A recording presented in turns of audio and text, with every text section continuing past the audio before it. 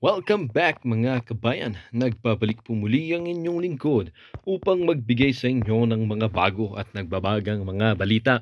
Tila ba naging mainit na usapin ang isyong ito sa mundo ng social media?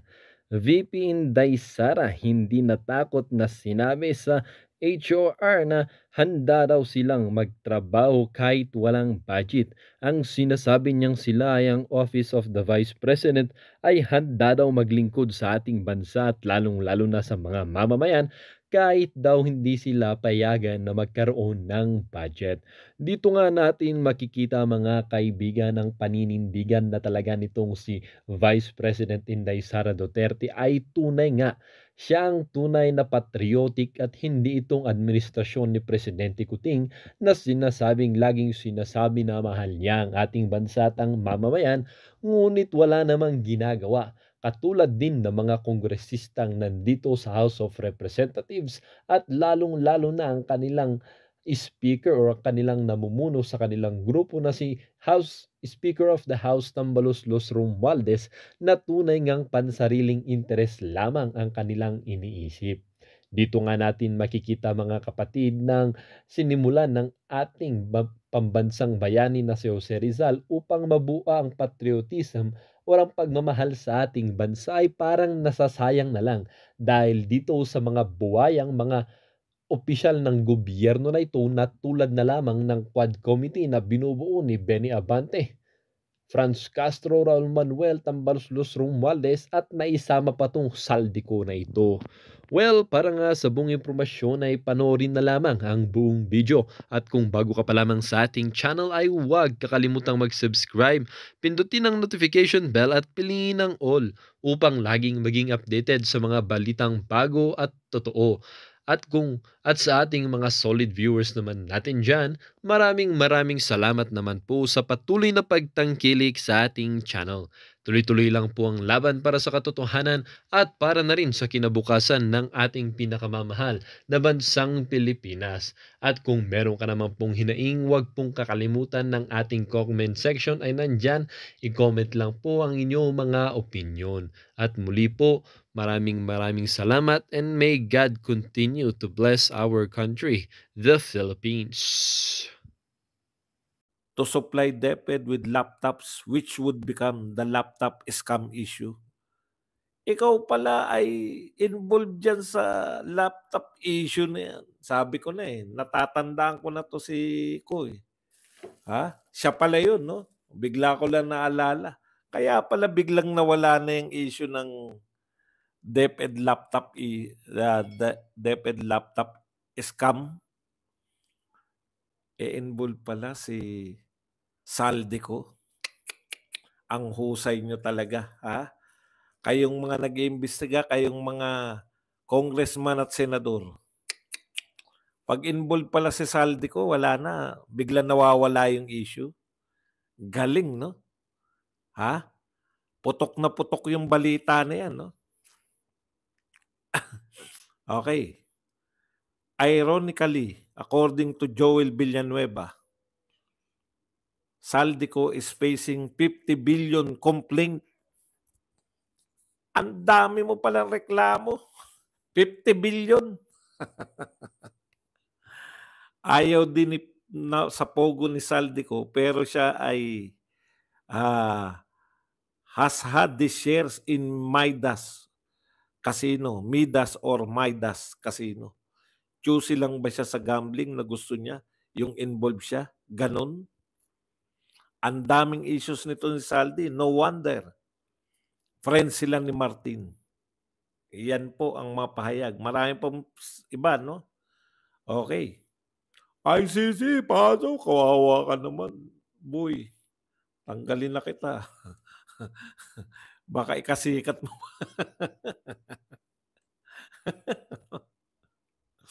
Okay.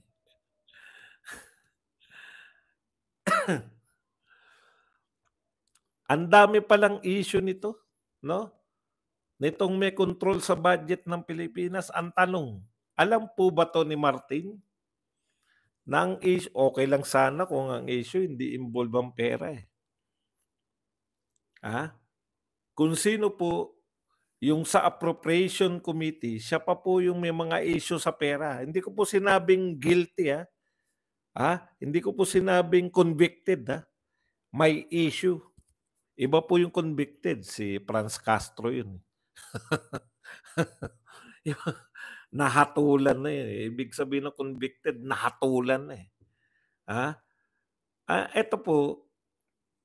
Ito pong sinasabi natin, napaka-ironic naman na yung may control ng budget ng Pilipinas, according kay VP Sara, yung head ng Powerful Appropriations Committee ng House of Representatives ay may mga issue po pagdating po sa salapi. No wonder, no? Kasi hindi ko sinasabing kesaldi ko to, no? Alam niyo po, pag yung tao, halimbawa po, yung pagsanay po yung tao na gumawa ng paulit-ulit, hindi ko sinasabing siya to, no? Halimbawa, ikaw ay babaero, no? Paulit-ulit na ng bababae yan, eh. Kasi nakagawian yan, eh. Pag may mga issue po sa pera, paulit-ulit yan. Paulit-ulit na, kasi nakagawian mo na, eh. Pagkitaan, eh. Pinakamalaking kontraktor ayon kay Villanueva. Napaka-ironic naman nun, nangongontrata ka sa gobyerno tapos ikaw ay congressman at ikaw ay may hawak ng appropriation committee. Aba, siyang sinabi niya na ninakaw. Ang linis mo naman. At yan na nagpapasya kung magkaka-budget ba si VP Sara o hindi. Makakapal talaga ang mga pagmumukha ninyo. Alam po ninyo, no? Akala nyo natutuwa sa inyo, no? Sana kayong mga congressman may pakiramdam kayo sa baba. No? Nararamdaman nyo po sana sa baba. Ito po, lumabas na po yung pangatlong, at least kahit papano napaalalahanan tayo kung sino si Rizalde ko. Ang lakas po ang tapang ng loob na pagbintangan si VP Sara, no? Vice President ng Pilipinas yun. No? Kala mo tauhan niya kung pagsalitaan, eh. Nabudol. Bakit ka nabudol? Paano ka nabudol ni VP Sara? Binubudol daw tayo nung sinabi na siya may control. Nagbigay na nga ng halimbawa, eh. Bakit hindi mo pa bulaanan? Konkreto yun, no? Sabi nga ni VP Sara, hindi ko kinakailangan ng magko-corroborate sa sinasabi ko dahil yan yung naganap. No? Kung dinagdagan nyo yung budget ng DepEd, ang masakit nito, wala raw control sa VP Sara. Kaya nag-resign kasi ginagawa nila ng DepEd, wala siyang control, sa kanya ang sisi.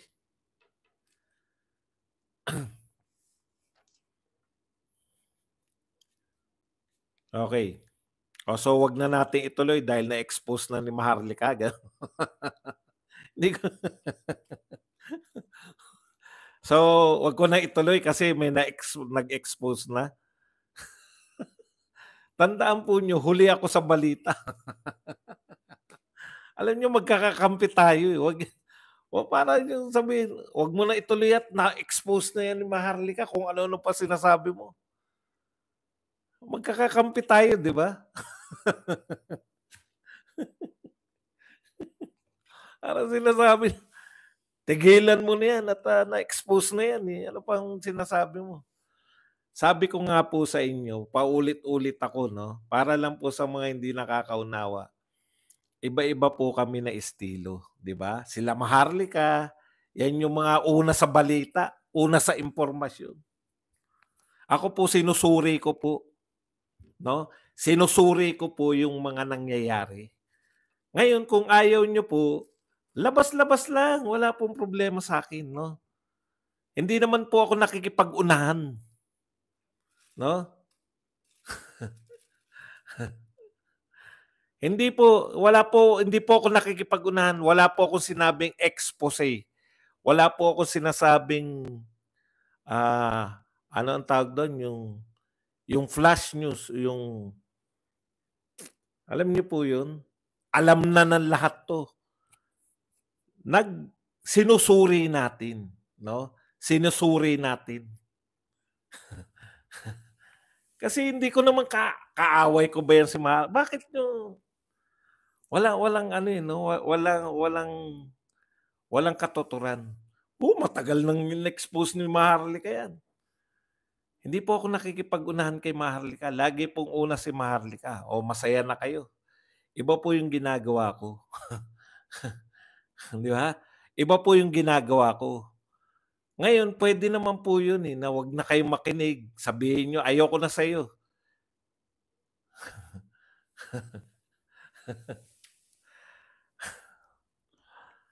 Unahan lang pala gusto niyo, eh. Dun na po kayo, eto po yung mga nauuna sa balita, Maharlika, Banat Bay, sino pa? Sila ayan, nariyan si may mga ano yan, eh, may mga bubuwit yan, si Deo Macalma. O yan po ang ano niyo 'no, yan po yung pakinggan niyo lang kung gusto niyo na unahan, okey? Okey, kasi hindi naman po kami magkakalaban. Hangga't Duterte sila, okey lang sa'kin, pero 'pag hindi na sila Duterte, eh, banatan na yan. Maging happy lang kayo.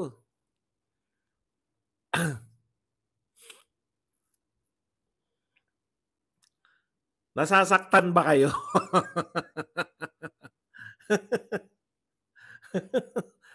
Lagi akong inuulit, eh, sinasabi ko pa nga, una sa balita, huli sa impormasyon, ano pa ba? Okey, balik na po tayo dito sa ating topic. Nagtagumpay po kayo dahil na-delay niyo ako, eh, 'di ba? Nagulo niyo ako. Okey po 'yan. Gano'n lang ako, simple lang akong guluhin, eh, 'no? Okey. Punta na po tayo. Nasaan na tayo? Nasaan na nga tayo? Ah, Tapos na tayo kay Ko. Ngayon dito na tayo. Alam ninyo, lumabas po ngayon, kaninang umaga pa 'to, kaninang umaga pa 'to. Hindi ito una. Baka may mag-react na naman na nauna. Kanina pa pong umaga 'to, gabi na ngayon. Okey. So lumabas na po yung ikatlong interview ni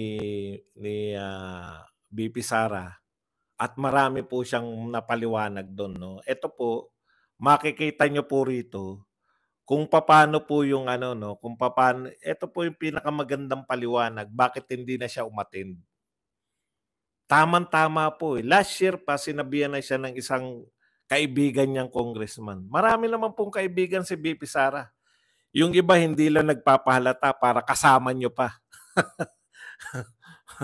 Yan yung sinasabi niya, very open yung kuwentuhan, yung usapan niyo sa ano, very open yung usapan ninyo sa impeachment. Nakakarating kay VP Sara yan, hindi niyo puwedeng i-deny yan. In fact, yung mga batang congressman, may nauutukan rin, si Bungalon. Yung iba playing safe, eh. Hindi nagsasabi, pero yung Bungalon talaga ang lakas mo umatake, eh, 'no? Sinasabi talaga ng Bungalon na, puwedeng kasuhan 'yan, puwedeng maging ano 'yan. Siguro tawa ng tawa yung mga medyo may edad ng congressman. Nauudyukan nila, eh. Anyways, punta tayo rito sa ano, sa, huling interview. Sinabi ni ano, ni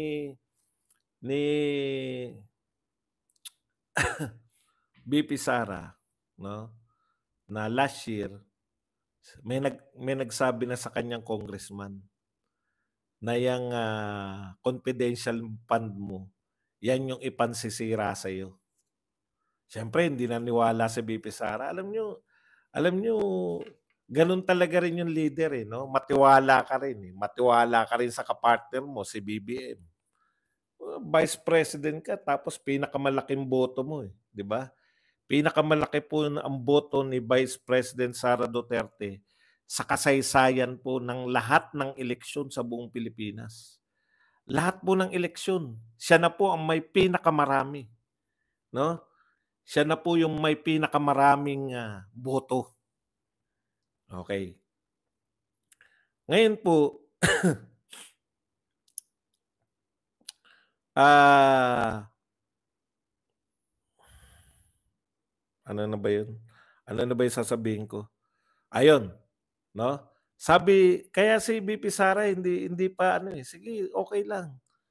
Kaya tama yun, yung tinuloy niya pa rin, sinasagot niya, naipaliwanag niya raw maigi, 'no, naipaliwanag niya maigi tungkol dun sa confidential fund. Pero nasabihan na siya na yan ang gagamitin para panira sa'yo. Siyempre hindi siya naniniwala, ha? Tiwala siya na nasagot niya, eh. Tiwala siya na sinalang siya tapos nasagot niya yung mga katanungan sa confidential fund. Eh, akala niya reasonable, eh. Akala niya reasonable yung ano, yung mga, congressman. O diyan po yun. Tapos nakita niya sa plenary, putya walang tigil yung atake sa confidential fund. Tapos ang nasa nangunguna dito, actually napag-usapan natin 'to last year, eh. Ang nangunguna dito, yun pong, si ano, si, Franz Castro. Kaya galit na galit siya kay Franz Castro, eh. Tapos ang lakas ng loob niya na ipagmalaki pa na may meeting sila with ano, kinukuwento ni VP Sara yung mga pangyayari. Alam mo 'pag matalino kang tao, tignan niyo si VP Sara, hindi siya madadalawahan. Alam niyo yun? Hanggang isa lang kayo. Oh, 'di ba? Galit na galit kayo, ginawa niyo na yan last year, eh. Sinagot niya lahat ng mga katanungan niyo as far as she is concerned. Actually naipaliwanag niya, eh, yung mga gusto niyong itanong, eh, lahat, eh.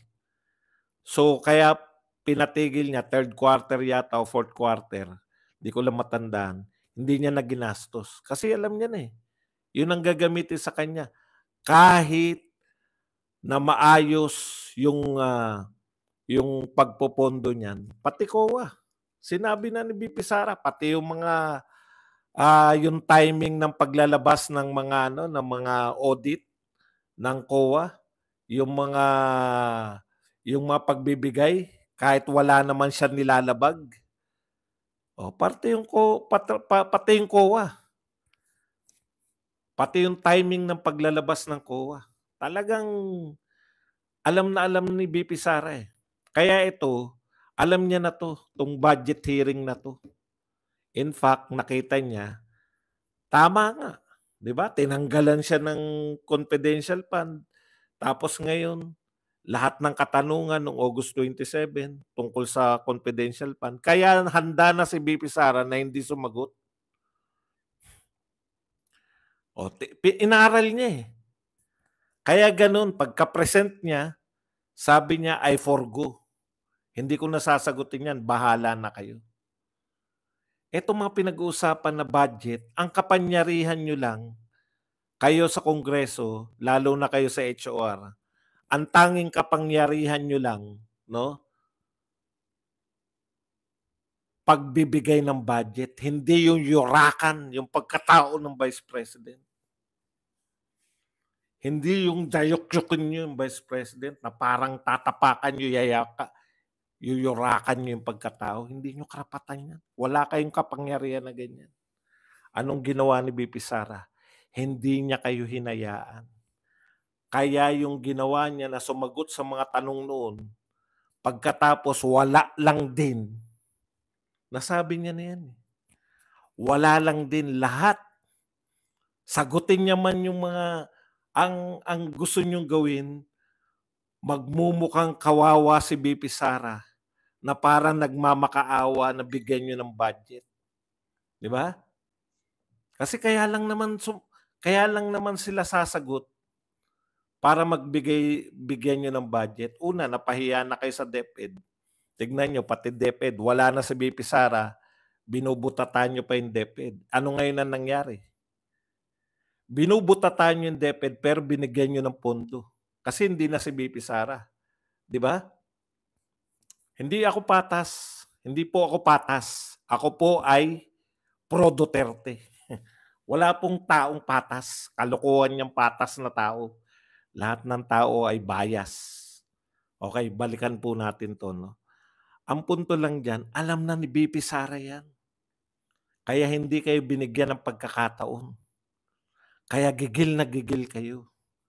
Gigil na gigil kayo na matanong niyo siya pero hindi niyo siya na-trap. Ita-trap niyo siya, eh.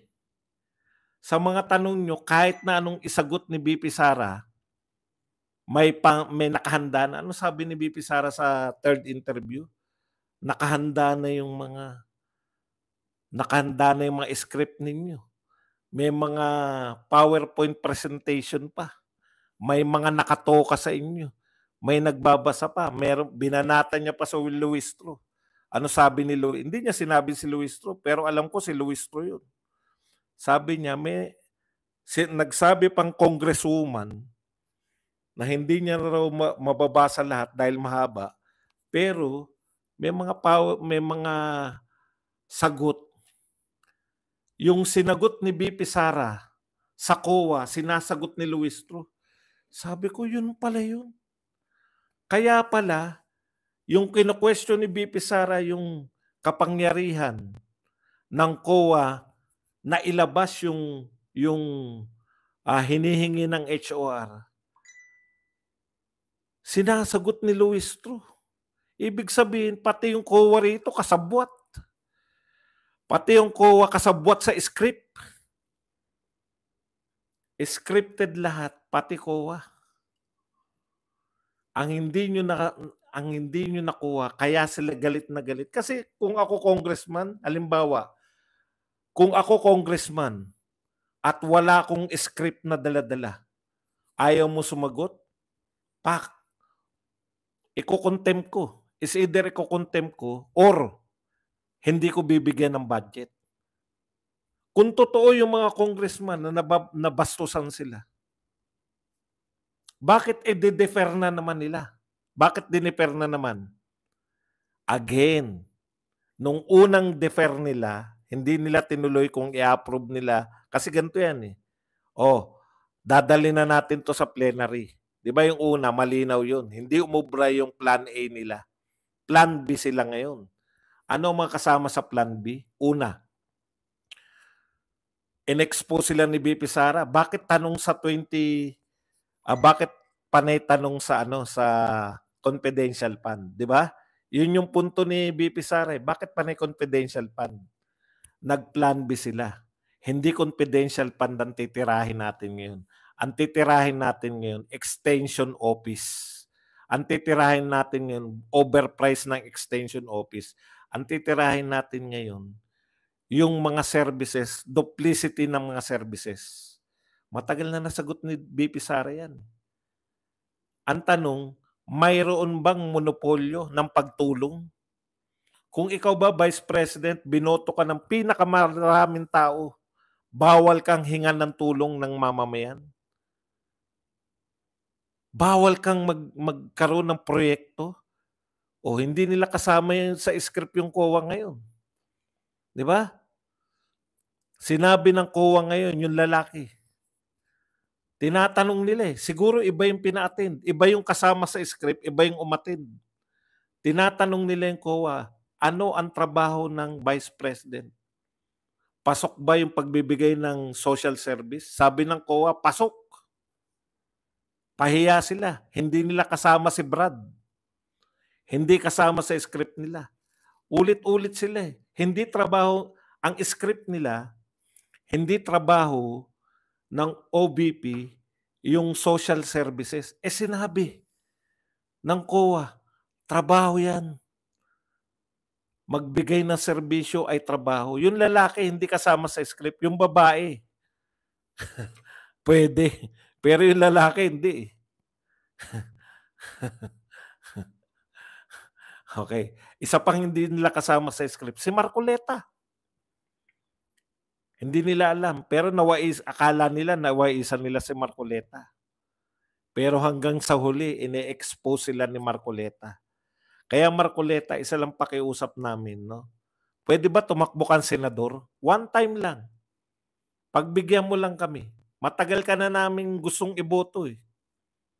Hindi ka naman tumatakbo. Tumakbo ka lang. Bukas na bukas yung lineup ni Pangulong Duterte. Oh. Takbo lang. Okay. Mabalik tayo. So hindi na naman umubra sa pangalawang pagkakataon. Problemado sila eh. Bakit nyo po problemahin? Kung hindi umattend, tama yun. Di palabasin yung bastos. Pero bakit hindi nila pwedeng palabasin bastos? Hindi rin umattend yung presidente. Nakuha nyo po? Hindi rin umattend yung presidente pero inapprove nila yung budget eh.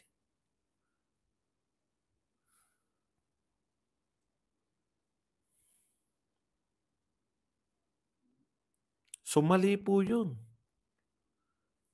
Na kinakailangan umattend yung head.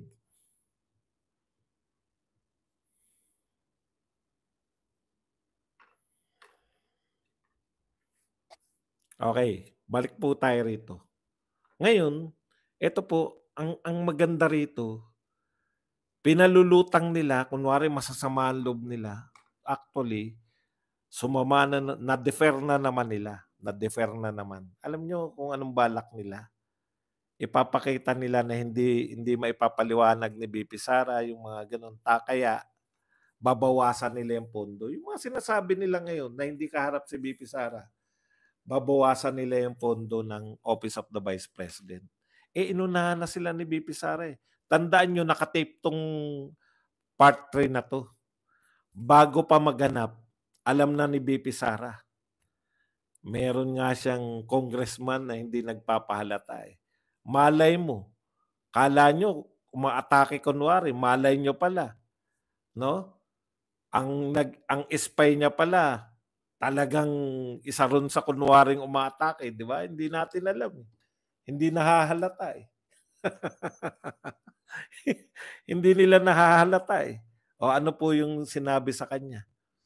Dalawa lang po. Is either isi-zero budget siya or babawasan yung budget niya. Kaya inunahan niya na. Ano sinabi ni BP Sara? Magtatrabaho ako kahit walang budget. Bago pa nila lutuin. Una muna, masama na naman loob nila, di ba? Akala ni Abante attend eh. Masama loob nila. Akala nila matatanong nila eh. Masama loob nila kasi naghanda sila ng script. Doon pa lang Tapos, parte po yun. Parte po yun ng gimmick. Ang galing talaga, sabi ko puta. Sabi ko talaga, etong mga Duterte talagang hindi ko mauunahan ang isip. Biruin mo sinabi ni BP Sara sa interview, kita niyo yung pinanghawakan nila. Nagpa-interview pa. Ang sinabi, ginagalang niya raw yung House of Representatives na talagang kasama sa pagbabudget na questionin. Sinuri nila yun. Maniwala kayo, hindi. May mga nagsusuri po dyan, nariyan yung matatalinong congressman. Ano? Sa tingin nyo, atento. Oo, sinabi niya yan. Sinabi niya na ginagalang tayo. Madali na natin siyang banatan dyan. Madali yung banatan kung kuha nyo yung mga tao. Hindi nyo naman kuha tao. Tsaka kitang-kita yung frustration nyo. Nakahanda pa si may script din si Ko no. Biruin nyo, hindi nagtatanong, nagkwento lang. Binanatan niya yung unang ang nakakatawa kay Saldico. Lumabas na yung pangalawang interview. Doon ang sinasagot niya pa lang yung unang interview. Yan yung problema pag may scriptwriter kayo. Di ba? Maski yung mga kasama niya napanood na, nanlalata na nga, eh. Pangalawa na yan, napangalawahan kayo. Gano'n kayo ako excuse me for my French, gano'n kayo kabugok. Akala niyo almighty kayo, ang tatalino niyo. Pinalabas ni VP Sara kung gaano kayo kabugok. Pinalabas ni VP Sara kung gaano niya kayo kaya kayong paikutin, 'no? Kayang-kaya kayong paikutin ng mga Duterte. Naaawa ako sa mga congressman.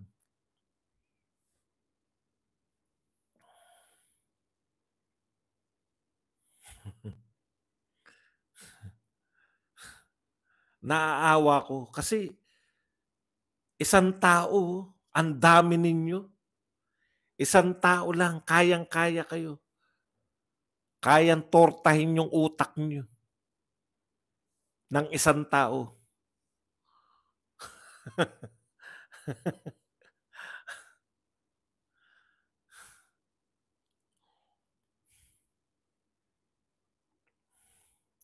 Pinaikot kayo ni VP Sara. Akala nyo atin. Kitang-kita mo yung frustration nila, 'no?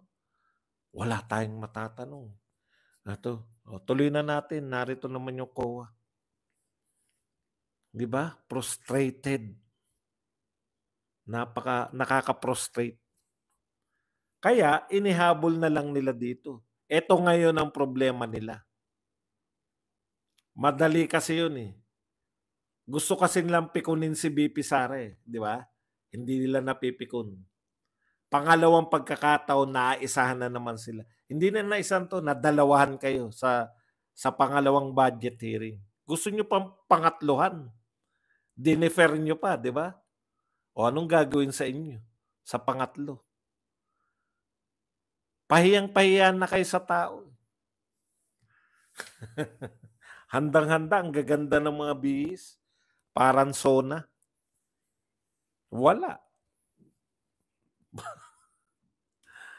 Ang saya ko talaga habang nanonood ako na binabasa yung sulat ni VP Sara at lumungkot ang buong paligid. Alam niyo yun? Lumungkot. Okay, dito na tayo ngayon. So dahil nabalitaan na ni VP Sara na babawasan, may spy nga sa inyo, eh. Hindi pa rin kayo naniniwala, may spy na sa inyo.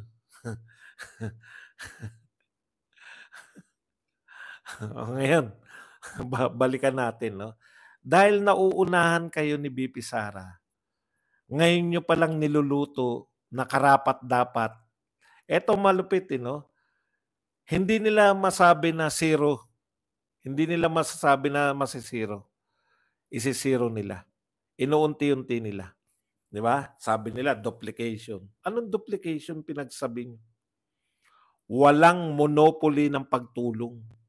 Ibig niyo sabihin DSWD lang yung puwedeng tumulong? Paano si mayor? Paano si gobernador? Bawal? Bawal tumulong si mayor? May maipapalibing. Ano ba mga ginagawa ni VP Sara? Pagpapalibing, 'di ba? Tsaka medical. May ipapalibing, lalapit kay gobernador, bawal? Kailangan sa DSWD lang? O in practice, hindi totoo 'yan. Lahat ng pinuno puwedeng tumulong mula barangay captain, kagawad nga puwedeng tumulong. Kagawad, barangay captain, konsehal, mayor, vice mayor, mga, ah, sanggunian, panlalawigan, panlungsod, gobernador, vice governor, lahat po 'yan puwedeng tumulong. Tapos sasabihin niyo, bawal ang vice president na tumulong? Talaga? Bawal? Duplication? Wala pong duplication. Wala pong duplication ang pagtulong. Puwede kahit sino. Kayo nga tumutulong, eh, 'pag hiningan kayo ng tulong. Paano niyo ipapaliwanag sa tao na ayaw niyong bigyan ng pampalibing si VP Sara? ayaw niyo siyang bigyan ng mga humihingi sa kanya ng medical. Takot na takot kayo sa ginawa ni VP Sara na extension offices. Takot na takot kayo na nilapit ni VP Sara yung kanyang, pagtulong sa mamamayan. Diyan kayo natakot. Takot na takot kayo na akala niyo si VP Sara ay namumulitikang tulad niyo. Eh, kayo very obvious yung pamumulitikan niyo. Namimigay kayo ng ayuda, eh. Kay VP Sara ang pamumulitikan niya ay serbisyo. Tapos pinapakita niyo sa tao, opo, yan ang ikalat niyo. Ang mga congressman gustong tanggalan ng budget si VP Sara, pampalibing, pantulong sa may sakit, 'no? Yung tanging nauunang tumutulong tuwing may baha, Office of the Vice President, ayaw nilang mangyari 'yun. Gusto nilang hindi makatulong ang Office of the Vice President. Pero ano sabi ni VP Sara? Handa ako sa Office of the Vice President na magtrabaho kahit walang budget. Handa siyang magtrabaho. Inunahan na kayo. Pinag-uusapan niyo pa lang kung paano tatanggalan. Hindi niyo masabing, lahat po sila. Pati po si Franz Castro. Personally, ayoko naman mag-imposit ako. Personally, ang pangit ng pagmumukha ko. Personally, convicted ako. Ay, hindi. Sabi ni Castro, personally, ayaw niya naman daw na hindi bigyan ng budget. I-expose niyo po itong mga congressman. Ayaw patulungin. Gusto nila, ang budget ni VP Sara, pampasweldo lang sa mga tao. Ayaw nila yung tutulong si VP Sara sa palibing, tutulong sa... Hindi nyo monopolyo yan. Kayo lang ang nagbabudget. At pag hindi nyo binadgetan yan, ang mga tao mismo maggagalit sa inyo.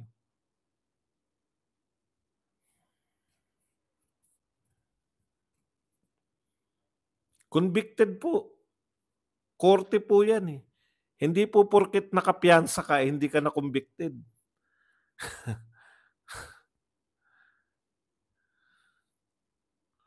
Okay, tignan nyo. Hindi po nila, miski si Adjong, eto takang-taka ko eh, no? Bakit ikaw ang, alam nyo sa totoo, ikaw yung budget sponsor eh. Tapos hindi mo kayang ipagtanggol yung budget ni VP Sara. Dapat tinanggihan mo. Hindi ko kayang ipagtanggol yan. Para si Marcoleta na lang magtanggol. Dapat yung willing lang magtanggol eh, no? Bakit nyo ibibigay yung pagtatanggol sa budget sa ayaw ipagtanggol? Tignan nyo po itong sinasabi nila. We are not going to just ignore the budget that is required to the Office of the Vice President to have in order for the office itself and institution itself to operate. Ang ititira po nila yung pang-operate lang, yung pampasweldo lang. Biruin nyo, may mga opisina ka, ano po gagawin ng mga tao ron? May hihingi sa kanila ng tulong. Ay, wala po tayong budget. Kasi hindi kami binadgetan. Yun po ang gusto nyo. Kala nyo magmamakaawa si Vice President. Kayo po ang may kasalanan kung hindi nyo bibigyan ng budget. Alam nyo, politika lang yan eh. Kung naniniwala kayo na binabastos kayo ng Vice President ng Pilipinas, i-zero budget nyo. Bakit hindi nyo sinisiro budget? Kasi namumulitika kayo. Ayaw nyo magalit yung taong bayan sa inyo. Tignan nyo, pakinggan nyo yung sinabi ni Castro kung talagang hindi sila namumulitika. Ito sinabi ni Franz Castro.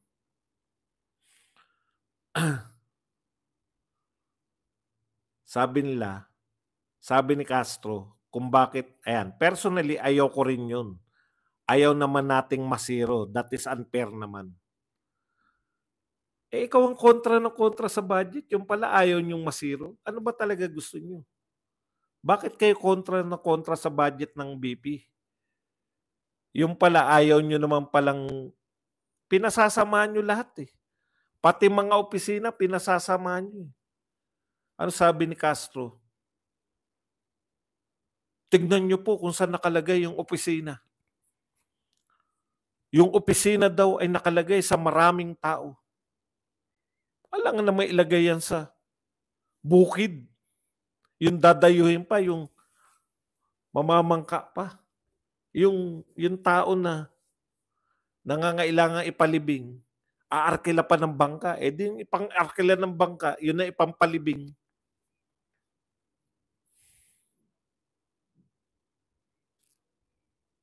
Bakit daw sa maraming tao nilalagay yung Office of the Vice President?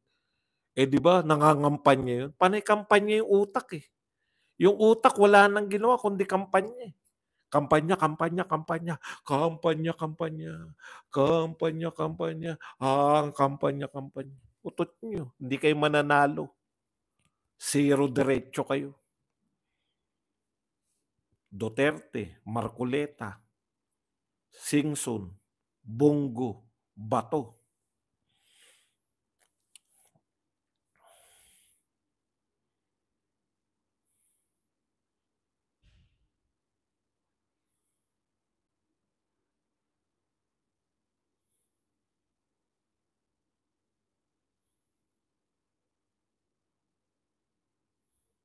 Eto, tignan niyo kung papaano sila namumulitika. Ito ba sasabihin ng isang matinong politiko?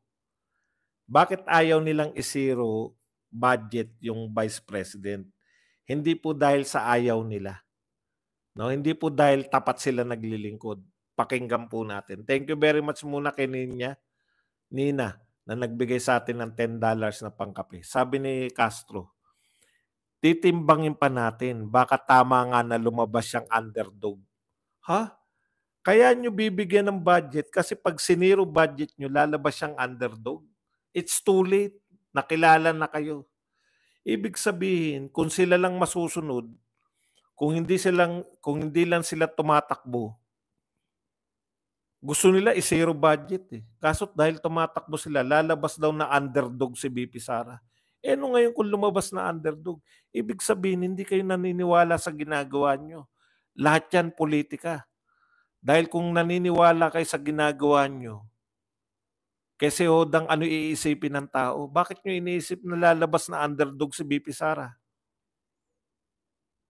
Eh, talaga namang 47, ang dami-dami niyo, pinagtutulungan niyo mag-isa. Tapos kayo pa nagsusumbong na parang binubully pa kayo, Bratinela, binubully pa kayo. Siya pa ng bully sa inyong lahat. Ang hindi niyo kayang tanggapin, lagi kayong nauunahan ni VP Sara.